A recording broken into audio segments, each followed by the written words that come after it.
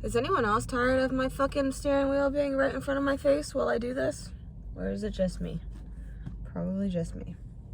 I don't even know how many people actually watch on YouTube. That's not the point. That's not the point. That's not the point of this episode. The point of this episode... Oh, wait, I'm sorry. Hi. Happy Tuesday. It is your host, Allie Banks, with Be the Change or Stop Complaining, your weekly dose of health podcast. I can't tell you how extremely awkward. It never gets less cringy beginning to talk to myself in the car. It never gets less uncomfortable. Every week that I do this, it doesn't get less awkward. But I think once I just keep going, it goes away. So I will keep going. This week, guys, I was going to record this so it is actually Tuesday today. And I was going to record it on Friday. I had to drive to New Orleans for a doctor's appointment. My MS doctor is out there. So I drove to New Orleans on Friday, went to the appointment, checked into my hotel, and I was trying to record this episode. But I was so fucking sleepy. Sleepy from the drive and the really just depressing doctor's appointment. And then I had to get my blood drawn, which I wasn't expecting to have to do that. And they took all of my blood. And so I was just beat. And I got to the hotel and I was trying to record this. And I was fucking no talk mouthing all over the place. It was horrible. I was like, all right, fuck this. This isn't working. I need to take a nap. Took a nap. Woke up at 9 o'clock at night. And then my best friend got to town. And so what did I do? I fucked off and partied all weekend. And I didn't record my podcast. Not my best self. So today is Tuesday. And then Monday, couldn't do it Monday. I forget why. Oh, because I forgot to bring lunch to work. So I had to go get something for lunch. And by the time I got back, lunch was over. Excuses. Not being my change, guys. Now, see, I fell off a little this week. But so it's Tuesday and I'm in the car and it's lunch break. And I only have a little bit to talk about this. And I really wanted to go into so much detail about this topic. Because we're talking about mindfulness and meditation. And how fucking good it is for you. Holy shit, you guys. So, be the change. And if you don't want to be the change, you're not ready to be the change, then stop complaining. So I was at the grocery store, like maybe a month ago at this point, and I got this magazine. It was hiding in between like 20 different keto magazines on like that impulse section at the register, And so I bought this magazine, and it's wonderful. And so I wanted to share with you guys some really awesome things about mindfulness. And I might just probably quote a lot of things in here because it's easier. So I'm going to do that. But it's from this magazine, and I'm going to give you the contact or like the social media links and stuff for this brand or company or whatever it is. It's called Yoga Journal. I'll give it to you at the end. So I'll start off with a quote. Scientists used to believe that the brain reaches its peak in adulthood and doesn't change until it starts to decrease in late adulthood, some doctor said. Today, we know that everything we do and every experience we have actually changes the brain. So they are doing so many like scientific studies. This is like, meditation is Eastern philosophy, right? It comes from Buddha and this sage, I think his name is Panjali. They defined meditation and mindfulness like fucking 1,000 years ago, some crazy shit like that. And they've been talking about it forever, guys, that like you need to quiet your mind. It's brain training. It's training for the mind. It is releasing yourself of like the chaotic inner chatter that is constantly going on in your brain, which don't deny that's happening. You know that it's happening. You are thinking a thought at every single moment in the day. Literally. You're always thinking. And it's very hard to turn off that inner brain chatter because it's what we're used to, and like the busyness of Western society and all the things we have to think about all day, every day. Oh my God, it's impossible to not be fucking having a freeway in Mexico type of brain, So mindfulness and meditation is going to help ease that inner brain chatter and calm you down. Okay? And so now Western medicine is actually taking a look at mindfulness. They're calling it mindfulness to get away from this stigma of meditation. Because I know when I say meditation, you're like, okay, I'm not the fucking Buddha, Ali, relax. It's not that. I mean, it is that, but we're going to call it mindfulness because we're in the West. Okay? So they're doing scientific studies on this now. They're using MRIs to look at the brains of people on meditation and off meditation and really experienced meditators and novice meditators. And they're putting them through like 8-week training courses on meditation and then studying their brain again after the 8-week course is completed. And they are finding that people's brains are literally changing. The way that their brains are operating are literally changing. So here's one study that the journal talks about. In a study published in the journal Neural Image, somebody named Luters and her colleagues compared the brains of 22 meditators who practiced a wide range of traditions and had between 5 and 46 years of meditation experience, and 22 age-matched non-meditators. So people that regularly meditated and people who don't. They found that the meditators had more gray matter, which is associated with more efficient or powerful information processing in regions of the brain important for attention, emotional regulation, and mental flexibility. So what that means is that these people, the people who are seasoned meditators, are more present in the now. They are better at paying attention to details and to things. They are better at listening. They are better at empathizing. They are more emotionally stable. They're able to control their emotions. They're just all around happier fucking people, you know?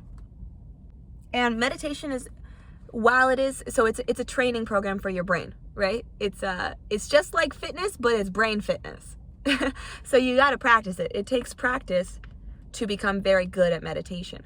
However, it doesn't take that long to see significant changes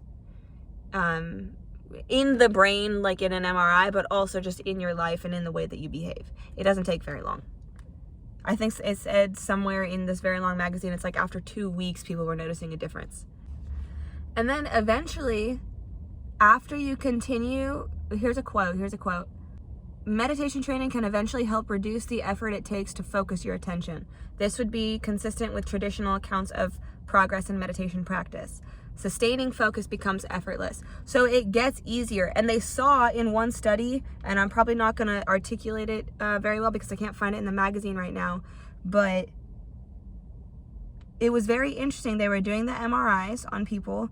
They noticed activated regions of the brain that are critical for controlling attention. They noticed those lighting up in non-meditators and meditators. But what they found was really interesting was that in the seasoned meditators, those regions of the brain they weren't lighting up, which implies that they were lighting up, but it was less activation. It was less activation in the brain in those regions that are responsible for controlling attention. Which implies that the more training you have in meditation, your brain doesn't even have to work hard to do it anymore. It becomes literally effortless to stay in the present moment and to focus and to pay attention to what's going on around you. So it gets so easy that your brain doesn't even have to do any work. It's amazing. It's amazing. Like taking candy from a baby. That's how easy. That's how easy it becomes to pay attention all the time. And another thing that they noticed, they did a bunch of studies that concluded that meditation can also help people with anxiety disorders as well. And they did a study, and I'm going to tell you about the study right now. So before and after the intervention, what was the intervention? So in this study, participants took an 8-week mindfulness-based course in stress reduction. They met once weekly for a class and practiced on their own for up to an hour a day. The training included mindfulness meditation, walking meditation, gentle yoga, and relaxation with body awareness, as well as discussions about mindfulness in everyday life. Before and after the intervention, participants had their brains scanned inside a functional MRI machine to like look at the brain, and they did like a test while the people were sitting in the MRI machine. And they had these people sit in the thing, and then they were asked to reflect on different statements about themselves that appeared on the screen in front of their face. So some of the statements were positive and other statements were like, I'm not okay the way that I am, or something is wrong with me, and just like thoughts that people with like anxiety or depression might typically have. They had those statements laid out in front of these people as well to see what happened in their brains. And what happened, the results of this study, after the mindfulness intervention, participants showed greater activity in a brain network associated with processing information when they reflect on negative self-statements. So what that means is that they paid more attention to the negative statements than they did before the intervention, but they also showed a decreased activation in the amygdala. The amygdala is the region of your brain associated with stress and anxiety. So they paid more attention to the negative statements, but they were not affected as much as they were before. So in other words, they pretty much were able to take a more objective point of view to these statements. You know, instead of letting it affect them and hurt them and like feel the statements, instead of that, they were able to sit in the seat of the witness, almost. I forget what you call it. The seat of the observer. The seat of the observer, and just notice the thoughts. Notice the thoughts, but don't feel the thoughts. They were able to maintain that separation of brain and emotion. They were able to hear the statements, understand what the words meant, but not get emotional about them. Big truck pulling in. Sorry, hold on a second. Another thing that meditation can do, that it helps you feel more compassionate towards other people. Researchers are finding that feeling connected to others is as learnable as any other skill. Isn't that such good news? If everybody meditated, the world would be a better place because humans would be nicer to each other. Look at that. Look at that. I fucking wish, guys. Let me read this. Hold on. Some psychology professor at the University of North Carolina, Chapel Hill, found that a 7-week loving kindness meditation course increased participants' daily experience of joy, gratitude, and hope. The more they meditated, the better they felt. They also reported a greater sense of self-acceptance, social support, purpose in life, and life satisfaction, while experiencing fewer symptoms of illness and depression. This is strong evidence for how chipping away at the illusion of separation can open us to a far more meaningful connection to life. If you meditate, you'll love everyone. Feel more compassionate, because what did that just say? What did that just say, y'all? It said all these people felt happier and better about themselves, and it made them treat other people better? What? Oh my God, I feel like I've said that like 82 times in this fucking podcast. When you're happy with yourself and you're happy with your inside stuff, you treat other people better. Your outside stuff gets happier too. And then you make other people's outside and inside stuffs feel better, because you're a light in the world. That's right. That's right. I've been saying that, and these scientists just confirmed it. So who's really the smart one here? That's me, baby. I'm just kidding. Okay. And then this is talking about breathing, the importance of breath work. I'm sorry that I'm going so fast. I would love to spend more time on this, but I don't have time. I have about 20 more minutes of lunch, and I don't want to, so I need to eat as well. Okay, so breathing. Breathing is important because manipulating the breath can alter our emotions, accounting for as much as 40% variance in feelings of anger, fear, joy, and sadness. So the way that you're breathing can what's the word? Emit? Maybe that's the word I'm looking for. The way that you're breathing can elicit the way that you're breathing can elicit different emotions. Okay, so like if you're ever super fucking stressed out, one time I was getting yelled at by my math sergeant, and I was supposed to be reporting into his office, and you got to do this whole long fucking charade.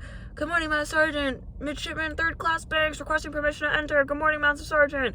And I was like a brand new little baby in the fucking program. So I kept fucking it up. I kept calling him the wrong rank, or I kept saying the wrong, I was just fucking it up. And so he kept yelling at me and then sending me back outside to do it again over and over and over and over.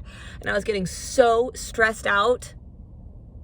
And the last time I went outside of the door, getting ready to do the whole bang on the door thing and do the whole, blah, blah, blah thing. And I just stopped for a second and I took a really deep breath, really, really long exhale. And I said the thing, no problem, didn't trip on my words, nothing, went in there, and everything went fine. And then I got yelled at, but whatever.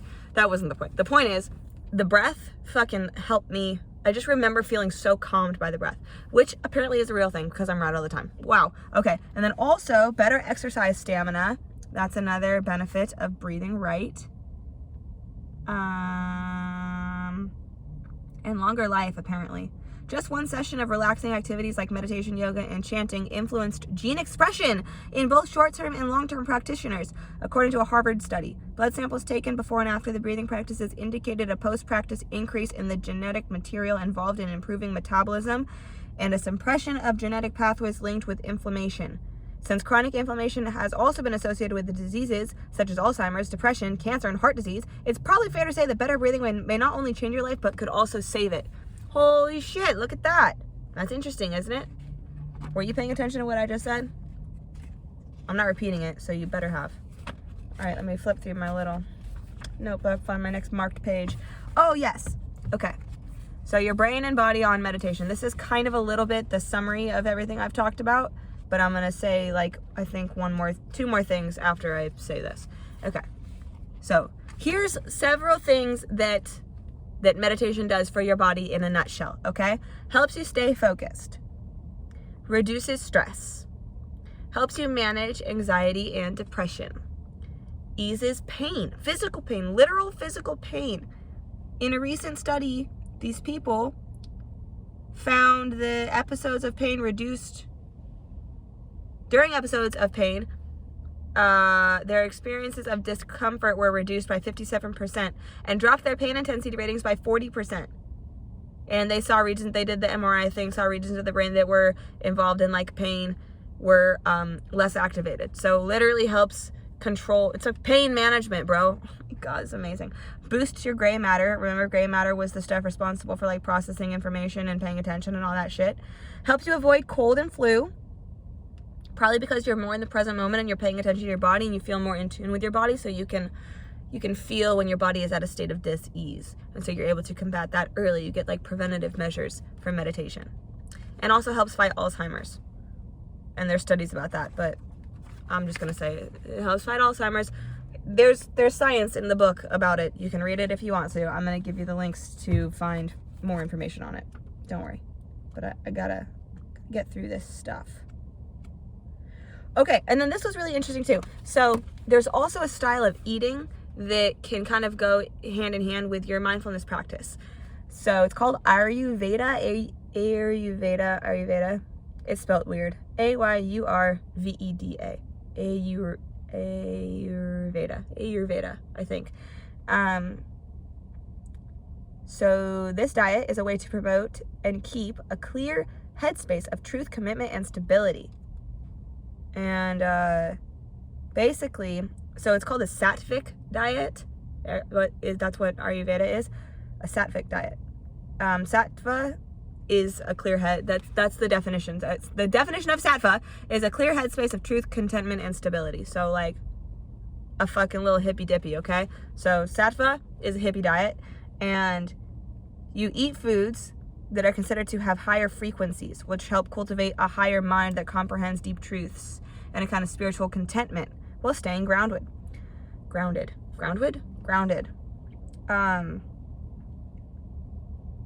There's 3 different types of foods. So you're supposed to eat all of them because there's 3 mental energies that you can get from foods. They're called mahagunas. The essential energy of the mind is sattva, which is a pure content state. And then tamas are energies of rest, inertia, and stagnation. And Rajas are energies of movement, creativity, and passion. So Tamas and Rajas, they're not bad. They're not bad at all, but they have a trickier energy and can tend to lead you towards a state of imbalance. So you have to be careful. You have to just balance. You have to balance between the Satva and the Tamas and the Rajas, okay? And the Sattva energy foods, those are foods that are different, the tastes, okay? So like, okay, look here, YouTube, look at what I'm looking at. It's a little chart, okay? And so under Sattva, it says the qualities of Sattva are expansive, clear, and stable.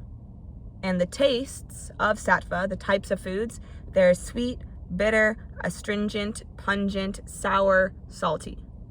All in small amounts, okay?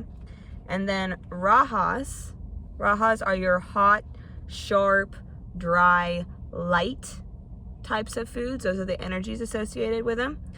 And those are going to be like sweet, bitter, and astringent. Those are the three, tastes. And then Tamas are heavy, oily, sticky, and cool. And those tastes are going to be bitter, astringent, and pungent. I understand that none of that made sense. And the reason I understand that is because it didn't make sense to me either. But it's okay, because I looked online as well, and you can just literally search Ayurvedic diets, and you can search Sattva, Raja, Tama, and it'll give you lists of food that fall into each of those categories. So not only can you start meditating and feel so much better, you can also start eating a certain way and feel so much better, which is great. Okay, and then to quote this journal, you can find it online. They have a Facebook and an Instagram at, all one word, all lowercase, Yoga Journal. And then their Twitter is at yoga with a capital Y _ journal with a capital J. Yoga _ journal, capital Y, capital J. Okay? And they also have a website, yogajournal.com. So you can look up so much stuff. Here, wait, hold on. Follow Yoga Journal for daily exclusive content on the topics you care about most. Browse our encyclopedia of yoga poses, study up on Ayurvedic practices, learn in-depth anatomy, and deepen your practice with our online yoga classes. They even have online yoga classes. That's amazing. Wow! Yeah. So this is like my favorite magazine of all time. And it's helping me a lot. Oh, and there's like different meditations for different things that you want. Like there's why this is hard to explain. It's basically like if you can do yoga for enlightenment, you can do yoga for healing, you can do yoga for anxiety, but there's different ways, there's different mindfulness courses and sessions and styles and practices that are specific and unique to the things that you want to accomplish. So there's a mindfulness session out there for everybody. It's amazing. Yay. So yeah, I'm finding this so interesting, and I'm going to use mindfulness very soon here. I keep pushing it off, and I keep avoiding it, and I keep distracting myself from it, and I keep running from it. I keep running from my MS, and I keep not dealing with it. And so I feel like I am ready to deal with it. And I'm going to heal myself of MS. MS is an incurable disease, and I'm going to cure it with the power of my mind and my spirit and myself. I'm gonna do it, and I will let you know how that goes. And I hope that mindfulness will help you as well. I find this stuff so interesting, and even science is backing it. So if you're one of those like non-believers of the things that I'm talking about, that's fine. But the things that you believe in this now. So do your research and look up your science if you need to.